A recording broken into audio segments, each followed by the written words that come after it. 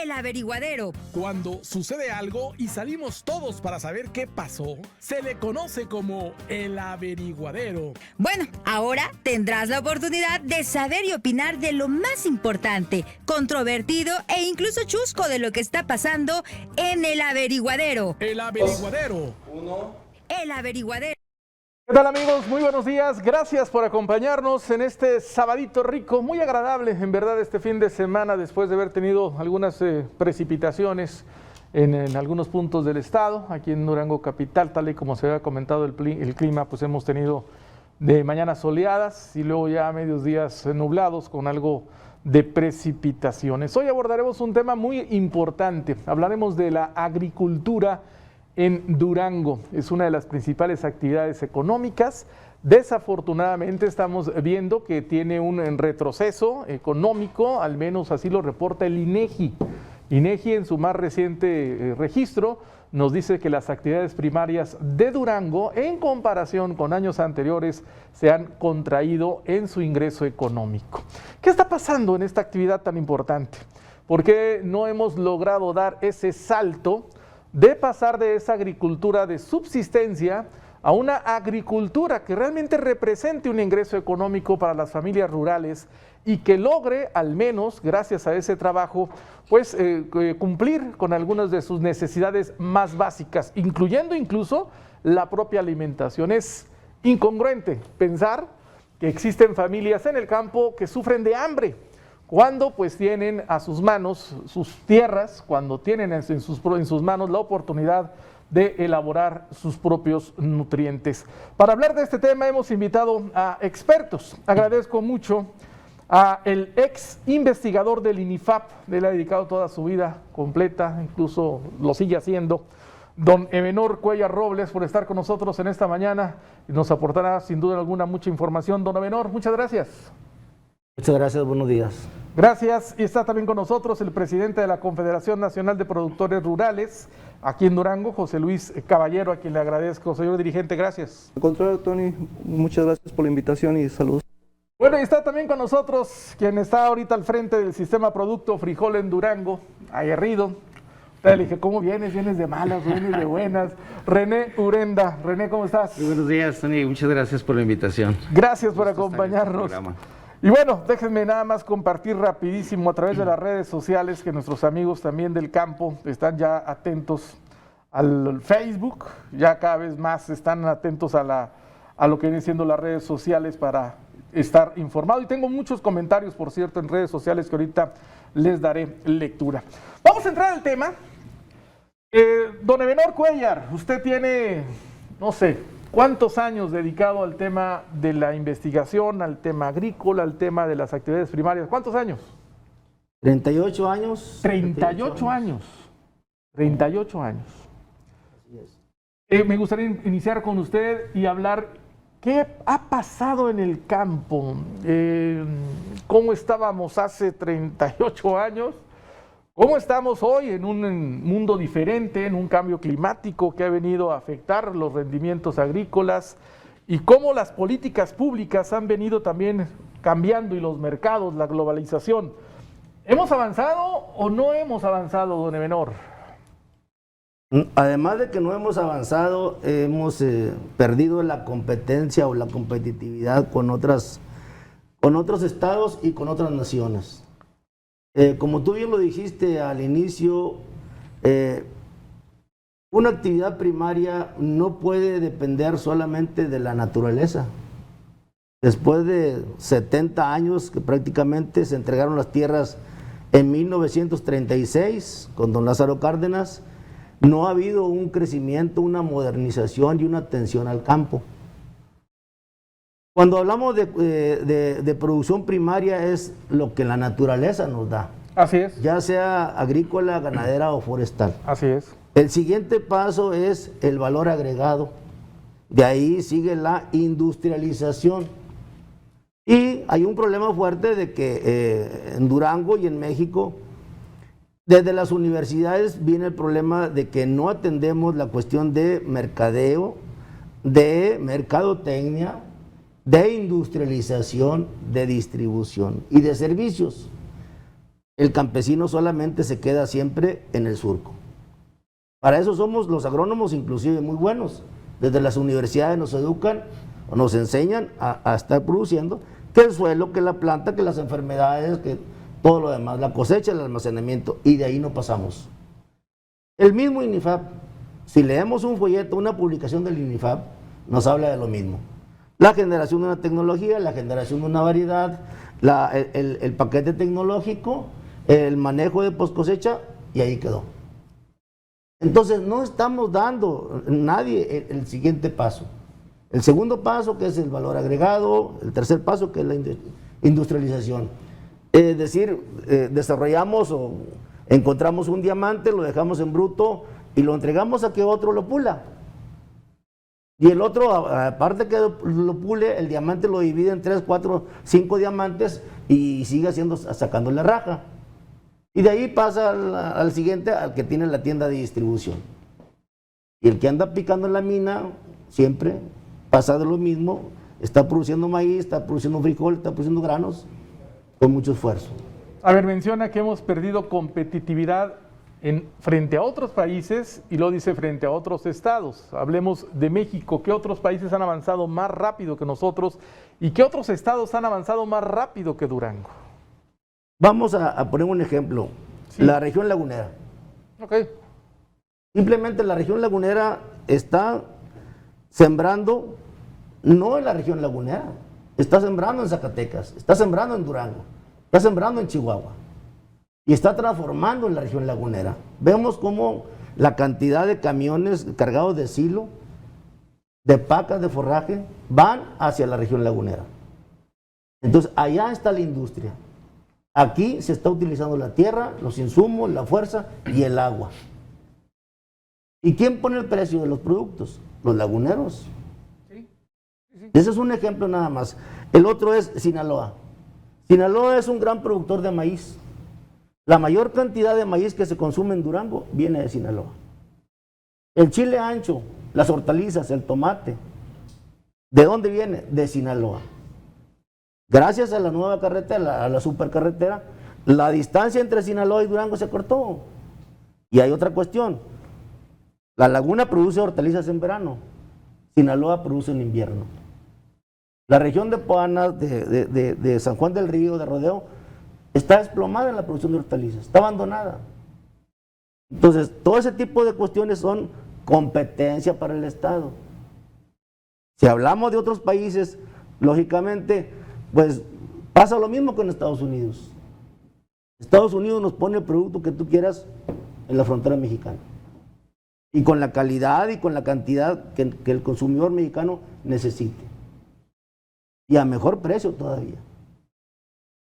Entonces, ese tipo de cuestiones es reflejo de lo que está pasando, por eso es lo que dice el INEGI, que está desplomada toda la producción primaria, por lo mismo. Tenemos que hacer una pausa y ahorita estaré regresando con los productores para que me digan pues qué está pasando, por qué estamos siendo pues invadidos incluso por otros productores, y platicaré con mis amigos los frijoleros, que es uno de los cultivos más importantes, para saber el por qué. Año con año, René, año con año es la historia de no tenemos semilla y luego no nos la entregan y qué pasa con el gobierno y luego no tenemos precio. Me platicas después de la pausa. Claro que sí. ¿Qué le ha faltado a los frijoleros de Durango? Porque todos los años tenemos los mismos problemas.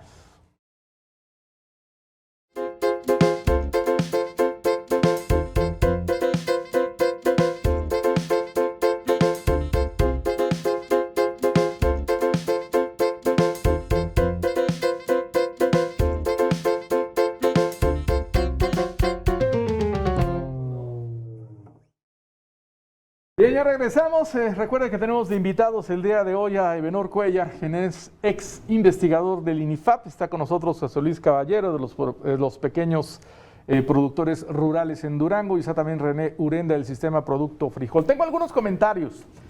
Alfredo Martínez, él opina que debe mantenerse el precio del frijol cuando se cosecha, porque ya nomás hay cosecha y le bajan el precio.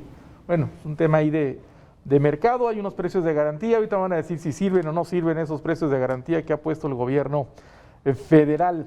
Roberto Esparza, necesitamos una solución rápida y efectiva. Los costos para realizar la siembra cada vez son más elevados. Señor presidente, o quien corresponda, hagan algo por el bien de los agricultores, estamos muy atrasados. Miguel Ángel Ortiz Parra dice, lo que falta es orden, una estrategia en la que participen los 3 niveles de gobierno en sintonía. El gobierno tiene que involucrarse más en la producción de alimentos mediante políticas equiparables a nuestros socios Estados Unidos y Canadá. Hay personas que dicen que el Tratado de Libre Comercio vino a afectarnos muchísimo y otros dicen que no. Bueno, ahorita hablaremos también de ese tema. Olga Barrios, la no intervención del corrupto gobierno. A ver, ¿necesitamos al gobierno o no necesitamos al gobierno? Ahorita platicamos de ese tema. Héctor, comparto, no hay otra opción. Es un fracaso la producción, la productividad del campo. Es un fracaso, así lo dice Héctor. Samuel Cuevas, instalen mesas de trabajo de productores con los 3 niveles de gobierno de una manera profesional. Que les lleven los siniestros a todos los campesinos, no nada más a los que les conviene, mejoren el precio del frijol. Que baje el precio del fertilizante, dice Gerardo Ramírez. Félix Alberto, lo malo del gobierno es un gobierno federal sordo, soberbio, no atiende, nomás peleando en el pasado. Salvador Pérez, el pequeño productor nunca amasará fortuna sembrando maíz y frijol, no mientras existan los coyotes, quienes amasan la fortuna del productor, ya tienen ranchos y miles de hectáreas. Que regresen el Procampo, mejorar el precio del frijol, que apoyen a los grandes productores de 20 hectáreas, el Proagro, el Procampo, nada de nada, nada es nuevo. Que los políticos vuelvan los ojos al campo, nomás andan en campaña. Bueno, tengo muchísimos mensajes de amigos campesinos. A ver, ya nos comenta don Menor que hemos perdido competitividad, están siendo más exitosos en otras regiones, en otros estados. Luis Caballero, ¿qué pasa en Durango? ¿Por qué los productores de Durango no hemos logrado lo que otros? Creo yo, Tony, que es un problema que tiene muchas aristas, desgraciadamente. Yo coincido con el maestro Cuellar en el tema precisamente de que esa producción primaria debe de buscar dársele un valor agregado e industrializarlo, efectivamente. Desgraciadamente no sé qué nos pasa aquí en Durango, efectivamente alrededor de nosotros, ya no hablemos de otros países, sino aquí, en nuestro contorno. Okay. Sinaloa, bueno, pues siempre ha sido el gran productor, no se diga La Laguna y bueno, antes Zacatecas, veíamos, cuando pasábamos por Zacatecas decíamos, pues pobre Zacatecas, eso te estoy diciendo hace 30, 40 años, ahora más bien es al revés, Zacatecas, la gente de Zacatecas pasa por Durango y dice, mira, pobres los de Durango. Ha sido un tema, yo pienso que la palabra clave es organización. Pensé que iba a decir malos gobiernos. Bueno, como te digo, malos gobiernos. Tiene muchas aristas, sí. Algo también tiene que ver mucho esto. Sí. Pero organización en todos los niveles, o sea, organización en el gobierno que de veras se dedique a organizar, a planear. Te pongo el ejemplo, en Estados Unidos, en otros países, ven esto, a final de cuentas vivimos en una sociedad de oferta y demanda, en una sociedad globalizada de mercado. Y desgraciadamente nuestro gobierno federal pues no ha querido verlo desde esa forma. Yo respeto mucho las políticas del gobierno, creo que pues sí, efectivamente primero los pobres, pero también deben de buscar la forma que los que nos dedicamos a poder generar ingreso, que a final de cuentas se traduce en el pago a los salarios de la gente que trabaja con nosotros y el pago de impuestos y en fin, toda esa derrama económica, deben de seguir apoyándonos. Al menos enfocado a la política del gobierno federal, los pequeños y los medianos productores. También estoy de acuerdo en que era una injusticia que grandes corporativos, no voy a decir marcas, pero simplemente de las que tú ves en el supermercado, sí, eran subsidiados con grandes sumas de dinero, no pagaban impuestos y bueno, creo que eso sí, eso era algo injusto. Pero te voy a poner el ejemplo de nosotros, los pequeños productores. Yo siempre pongo mi caso, yo nomás tengo 1 hectárea de terreno, ahí tengo media hectárea de invernadero, produzco tomate. Y simplemente estábamos en un proceso con los gobiernos anteriores donde había apoyos, subsidios, créditos baratos para poder seguir creciendo. Porque desgraciadamente eso de darle valor a una producción primaria implica costos, implica mucho dinero. Y también desgraciadamente estamos en una actividad que si no te va bien, hasta tu patrimonio que tenías de 1, 2, 3 años trabajándolo, en un mal año lo pierdes todo. Entonces se acabó todo, se acabaron los apoyos. nos dicen, no, no se apuren, no va a haber apoyos, pero bueno, va a haber un crédito barato. Pues ahorita te acercas tú a las instituciones del gobierno federal, FIRA, financiera, y bueno, a veces hasta 2, 3 años se tardan en autorizarte un crédito, cosa que nosotros pues estamos al día, o sea, necesitamos que se autoricen esos créditos en un año. El aseguramiento, los precios de garantía. Entonces te digo, es una combinación de factores que hace que no nos pueda ir bien a nosotros aquí en Durango. Y a eso, pues agrégale el tema de que no somos muy dados o acostumbrados a organizarnos, ¿verdad? Aquí si nos juntáramos, como bien dice el maestro, ahorita que estábamos fuera del aire, simplemente ponernos de acuerdo todos, a ver, bueno, el frijol, me recuerdo el año pasado, que el precio estaba muy bien porque había poco frijol, estaban contentos los productores porque se les estaba pagando un buen precio para poder salir adelante. Y no sé, los que sí se organizaron fueron los comercializadores, dijeron no vamos a comprarles a más de este precio y si quieren. Entonces, hubo un tope. Un tope que impusieron ahí los mismos comercializadores. Desgraciadamente el precio de garantía que fijó el gobierno federal pues estaba muy por debajo de la realidad. Es una de las cosas que yo creo que aquí nuestro amigo Urena, como ahora representante del sistema Producto Frijol, deberíamos de ver, todos apoyarnos. A ver, ¿es malo el precio de garantía? ¿Es bajo o realmente lo que estamos es que tenemos tierras que no producen prácticamente nada y no habrá precio que alcance a un bajo rendimiento por hectárea, ¿no? Porque tenemos también el problema del mercado, que subes de precio el frijol y entonces las familias mexicanas empiezan a buscar otras opciones de consumo. Así es. Porque el frijol era el alimento barato. Pues era. Es que el tema es de que sí el maíz razón. era el alimento barato. Pues, hoy hablar del kilo de tortilla, dices tú, no es posible que ande en 20 esos sobreprecios, Tony, desgraciadamente, el público en general, el consumidor, siempre va a pagar un precio. Y yo me refiero a lo que compone ese precio. A lo que compone el precio. Por poner un precio, si tú vas al súper y compras una bolsita de frijol de a kilo, no sé, 30 pesos. 30 pesos, 40, 50. De esos 30 pesos, ¿qué le dan al productor? Se queda cuando mucho con 16, 17. 50%. El 50, bueno, menos del 50%. Y el productor es el que se llevó la friega, fue el que se metió los 5 o 6 meses desde preparar la tierra hasta sembrar. Es el que corre el riesgo. El que corre el riesgo mayor. Y bueno, yo sé que los comercializadores tienen que ganar, eso estoy de acuerdo, pero llevarse el 50% nada más por comprar, acaparar ese frijol y ponerlo ahí, embolsarlo, Claro. embolsarlo. Entonces es una de las cosas que nosotros como productores a lo mejor pudiéramos hacer. Bueno, han habido intentos, desgraciadamente pues se hizo esa aparatoso elefante blanco que fue la beneficiadora del frijol y que bueno, no sé, ya ahorita quién la tiene, o sea, era un proyecto bueno para la tiene Segalmex, me parece. La tiene Segalmex como bodega, Sí, nada sí, como más, ¿no? bodega, exacto. Pero realmente toda esa maquinaria pues parece que está ahí abandonada. Si es que existe todavía. Es que existe. A ver, René Urenda, ¿qué pasa con la producción de frijol? Viene siendo el cultivo predominante en Durango, el de mayor extensión que se siembra, pero desafortunadamente sigue siendo uno de los cultivos que más problemas sociales, políticos, económicos está generando. ¿Qué pasa con los frijoleros? Así es, como ya lo acaban de mencionar aquí los compañeros. Aquí hay dos problemas muy palpables y visibles. Uno es la falta de organización de nuestros productores y el otro es la insensibilidad de los gobiernos. Insensibilidad de los Así gobiernos. es.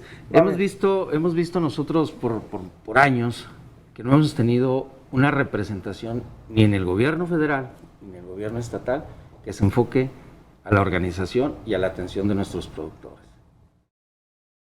Si bien es cierto, Durango siembra cerca de 240,000 hectáreas, más o menos son 28,000 productores que se dedican a este cultivo, pero ¿qué es lo que nos falta? Nos falta una organización.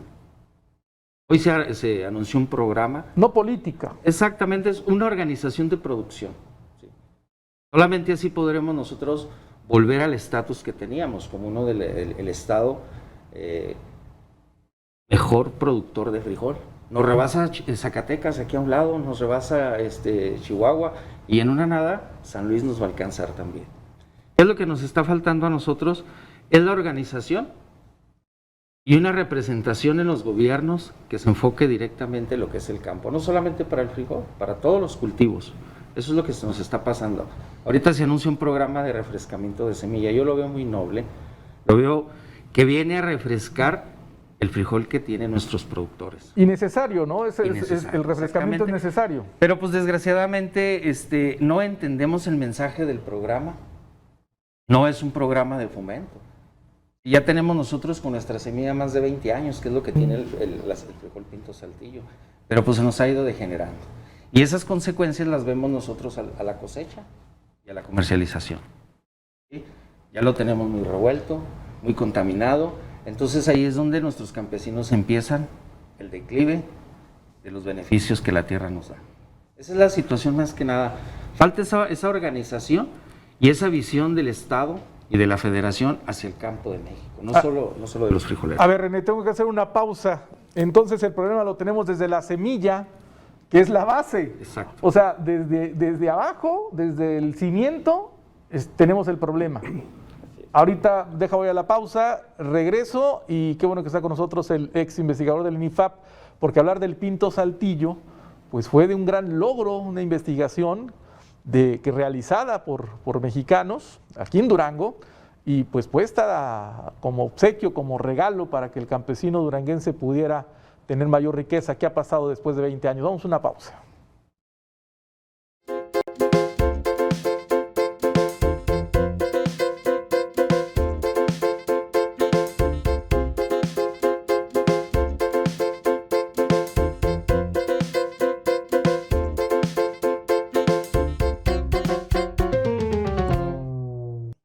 Bien, tengo un mensaje de Roberto Cabrales, le manda saludos al maestro Ebenor Cuellar, en un máster, dice, en toda la extensión de la palabra.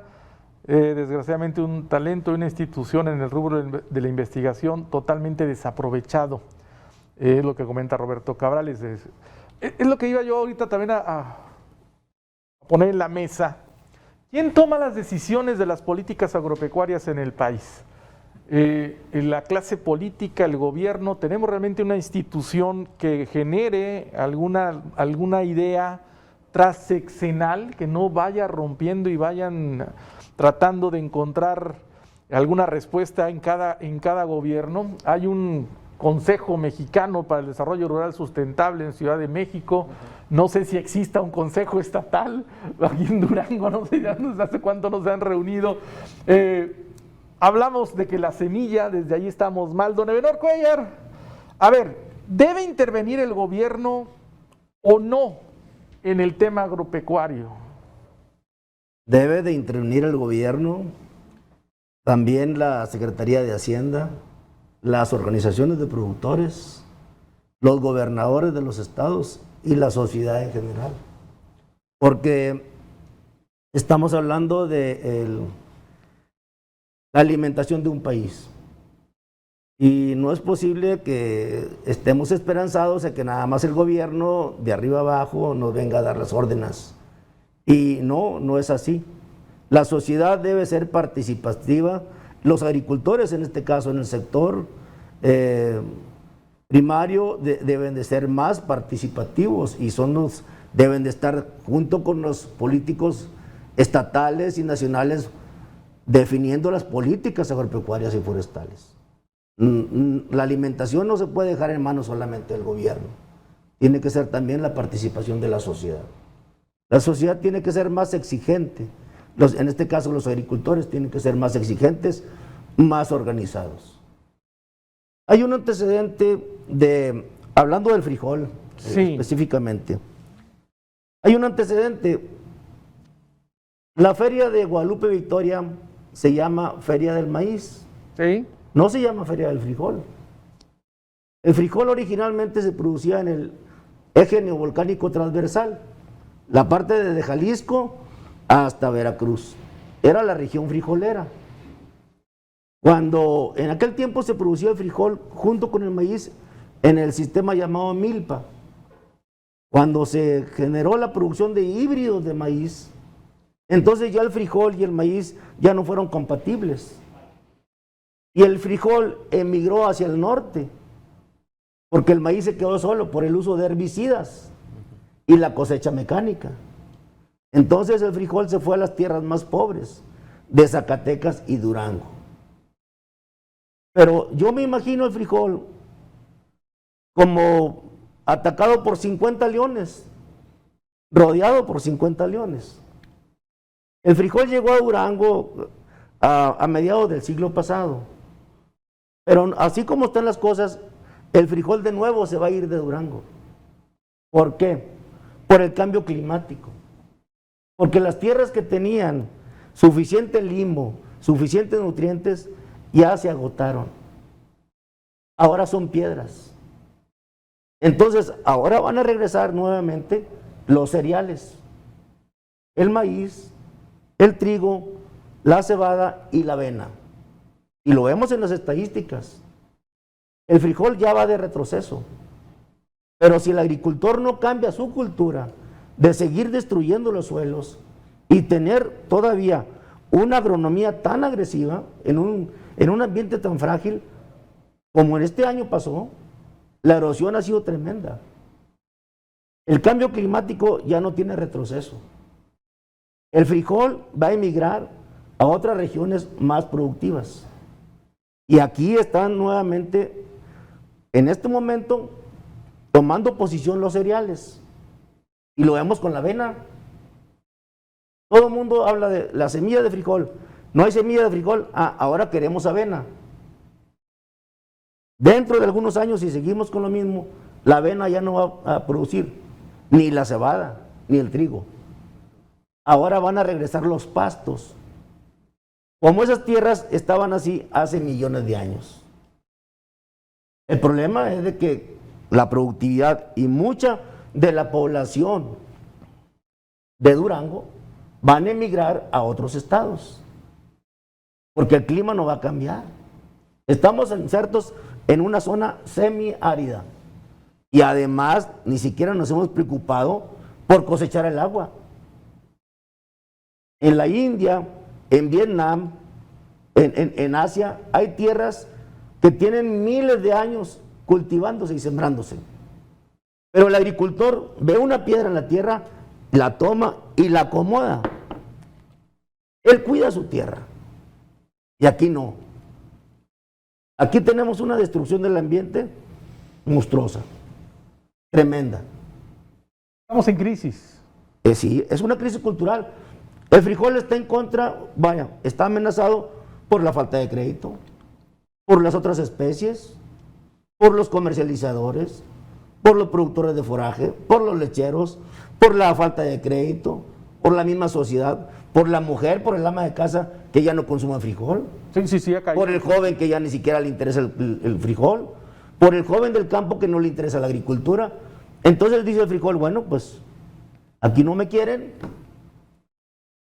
vámonos. Vámonos. ¿Sí? René Urenda, a ver, Sigo ahí. el tema de, sí, el gobierno, pero no puede el gobierno decirle a los campesinos qué hacer, y acaba de plantear el maestro cómo es la situación. Sí, es cierto todo lo que dice él, pero aquí el detalle es de que tenemos que tomar cartas en el asunto ya, productores y gobierno. ¿Sí?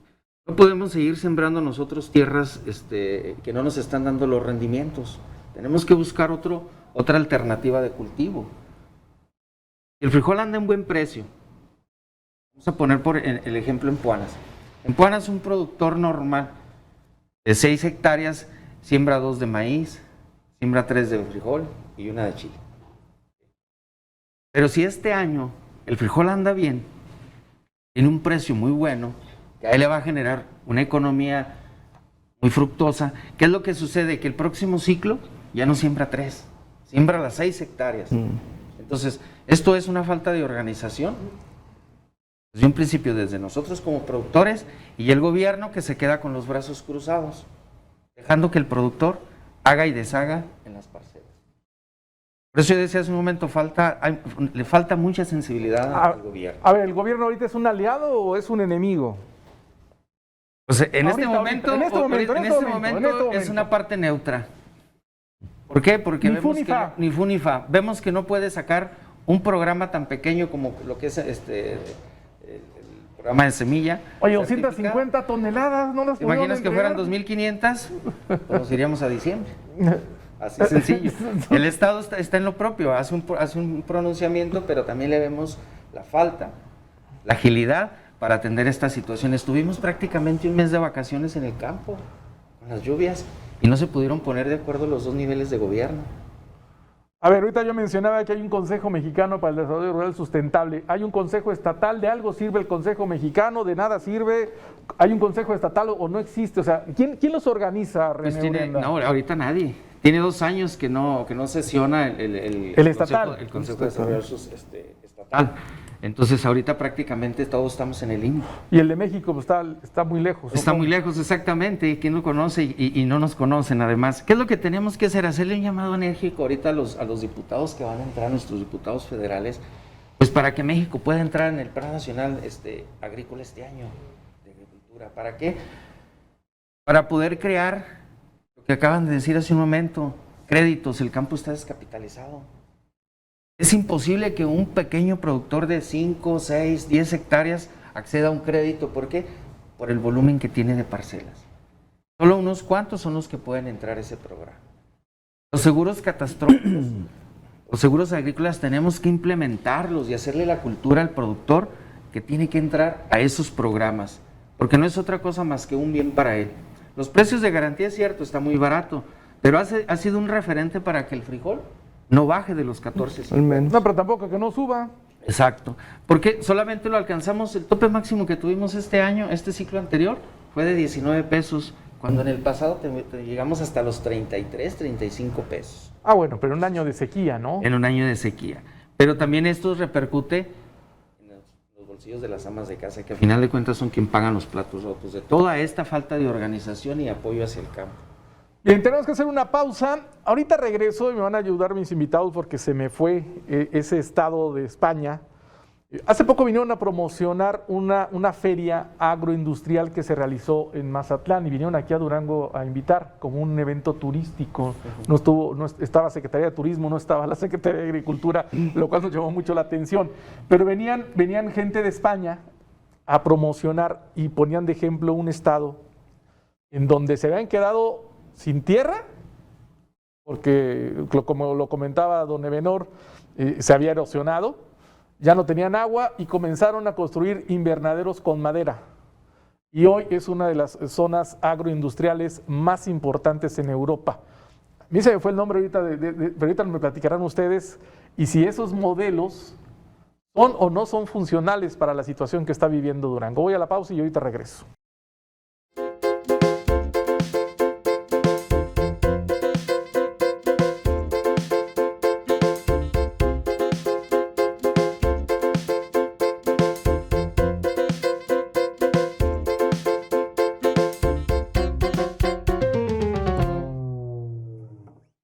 Bien, me mandan un mensaje, gracias Jorge Pérez, me dice Almería, España, Andrés, exactamente, ahorita que estamos aquí en la pausa recordamos ese ejemplo de cómo a través de una situación ya de un cambio climático, un monocultivo que fue acabando con una zona, pues la opción fueron los invernaderos. A ver, hablamos de un cambio climático, de una baja productividad, el tema del agua, ¿el invernadero es la opción o no?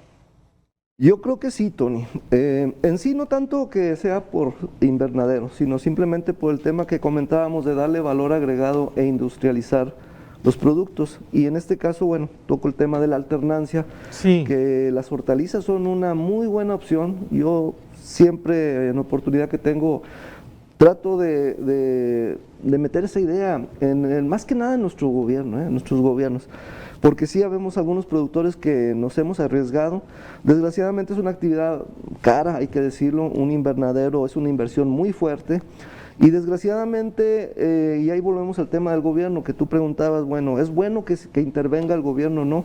Hay casos en los que sí es bueno, como por ejemplo eso de decir, bueno, productores, los invernaderos funcionan así, si quieres, simplemente mira, yo cuando me metí en esto, a mí nadie me dijo que para poder ser exitoso con un invernadero tenía que tener una superficie mayor a 3 hectáreas de invernadero, porque eso me daba la oportunidad de poder sacar al menos un termo o un tráiler, un camión de tomate y sacarlo de aquí.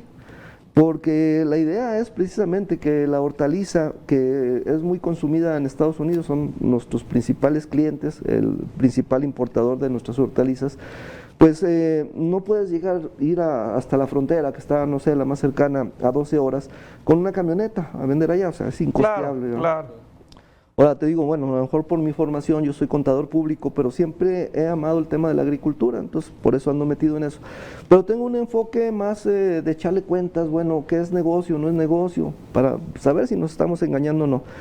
Desgraciadamente el gobierno nunca nos dijo eso y hubo un boom de invernaderos. Sí. Yo tuve la oportunidad, dije, me gusta la agricultura, bueno, pues vámonos por ahí. ¿Por qué? Porque ahí puedes controlar muchas situaciones como el tema del agua. Lo que decía el maestro Cuellar es cierto, o sea, estamos erosionando las tierras. En un invernadero, que es un ambiente controlado, lo controlas mejor, no tienes tanto que hacer la alternancia de cultivos por el tema de fertilización que usas, que la mayoría de nosotros estamos por un tema orgánico o semiorgánico, porque a final de cuentas siempre acabas usando la química.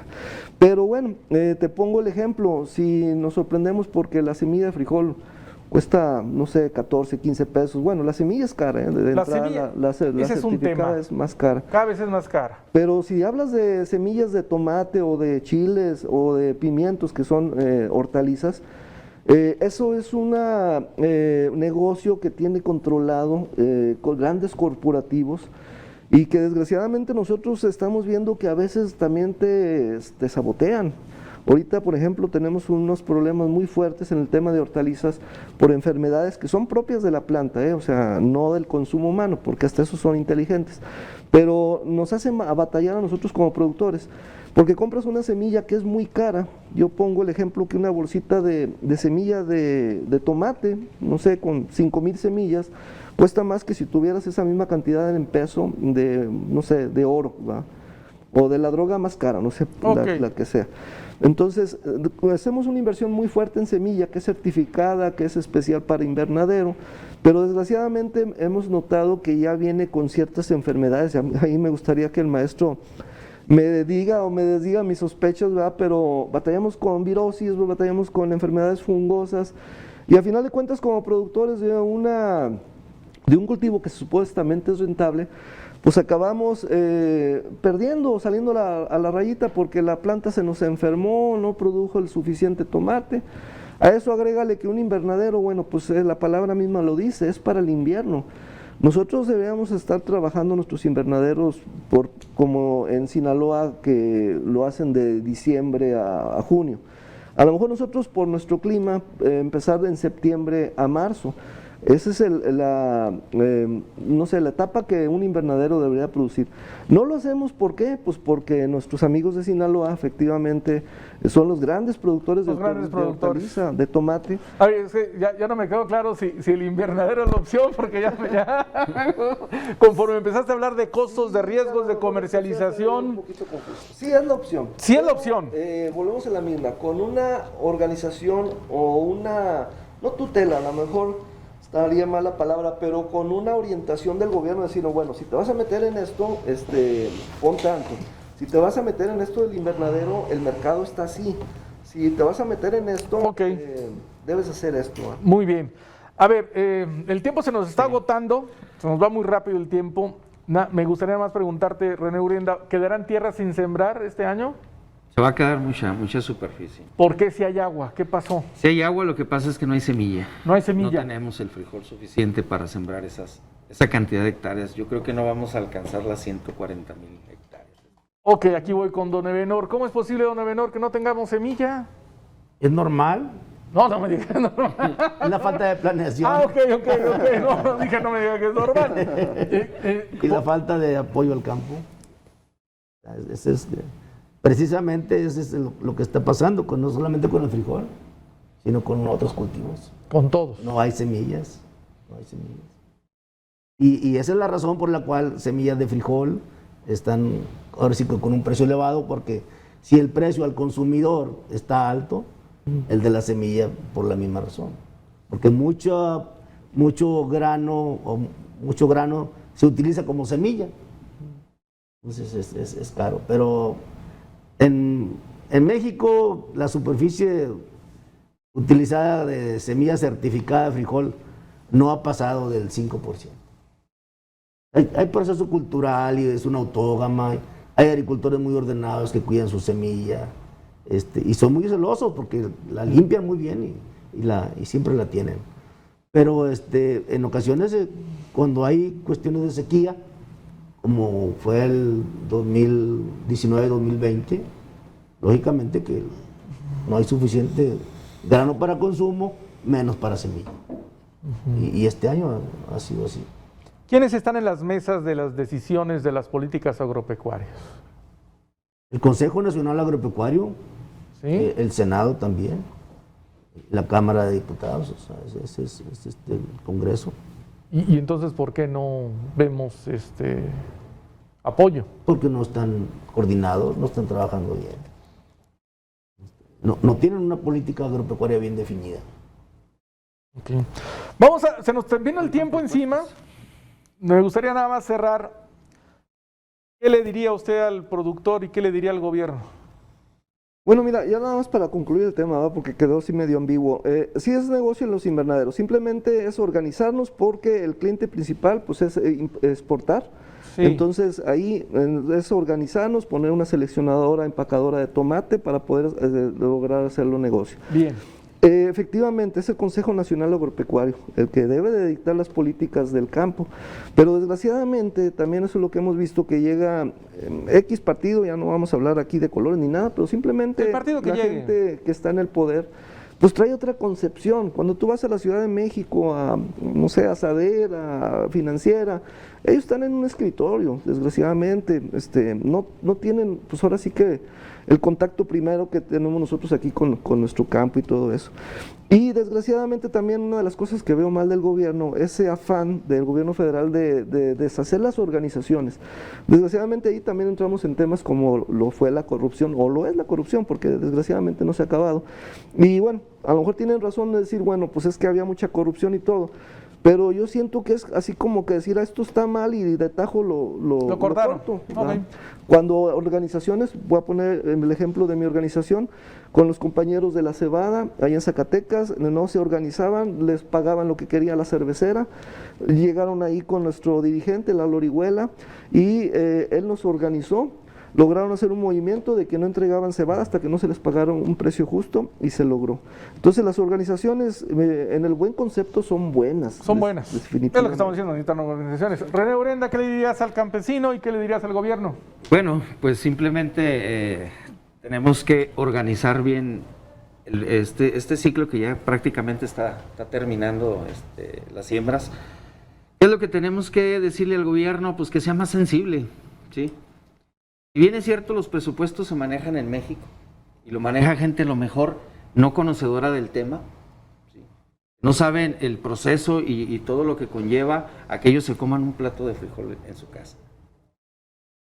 No se hace una propuesta desde los estados, cada estado es diferente y tiene sus necesidades diferentes, pero a la hora de que se aprueban los presupuestos, pues no hay quien defienda los puntos. ¿Por qué? Porque no hay una propuesta previa. Es lo que tiene que hacer el gobierno, pues ver a futuro, ver las necesidades reales del campesino, en todos los sectores y de todos los productos que cosechamos aquí, y decirle al campesino pues que tenemos que seguir organizados y defender lo que es nuestra tierra y nuestro frijol.